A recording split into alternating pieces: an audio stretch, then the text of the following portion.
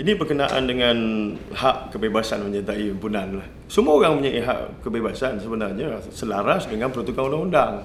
Jadi kalau kita nak buat misalnya majlis morih, kita tak perlukan permit pun apa semua, majlis perkahwinan. Kenapa? Itu memang perhimpunan yang aman, ya.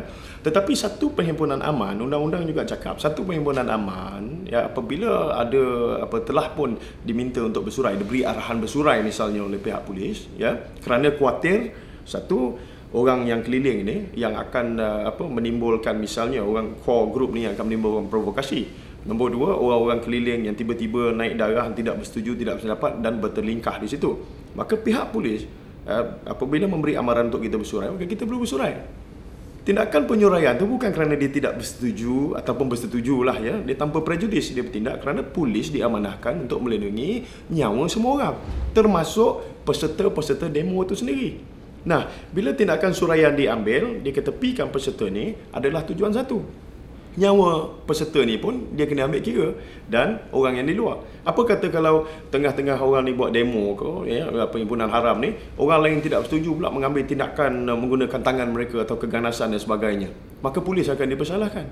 Jadi kita kena tengok amaran itu diberi untuk kepentingan peserta-peserta itu sendiri dan orang lain yang berada di luar dari ancaman sesama sendiri. Itulah yang perlu dilakukan oleh pihak polis.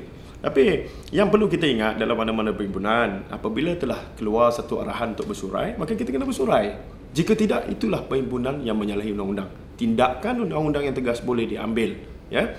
Dan yang menjadi masalahnya apabila ada pihak yang memang suka diperkotak-katikkan menjadi perisai, menjadi barisan hadapan. Ini daripada perempuan, wanita misalnya, ya, kemudian itu daripada kanak-kanak digunakan sebagai perisai. Saya rasa ini satu tindakan bacol yang sengaja dibuat bertujuan supaya nampak kononnya tindakan penyuraian yang dibenarkan oleh undang-undang ini, ya, diambil secara keras sehingga menafikan hak. Inilah sebenarnya yang perlu fikir. Bila letak anak kat depan, letak orang perempuan kat depan, remaja kat depan, mana orang-orang penganjur ni?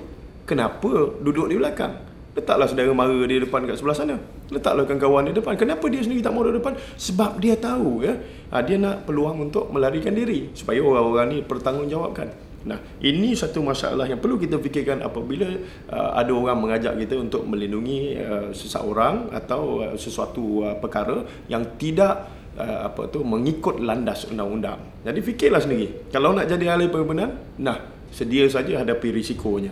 Ini masalahnya. Tapi kalau kita kata kita rakyat yang mengangkat undang-undang negara, kedaulatan yang sesuai dengan prinsip rukun negara, maka kita perlu A, tidak terlibat. B, kita tahu kita berhimpun secara aman dan apabila diberi arahan surai. C, kita juga melaporkan tindakan atau dalang yang cuba untuk mengapi-apikan keadaan ini supaya keadaan tidak menjadi begitu tegang sehingga menimbulkan konflik yang berpanjangan.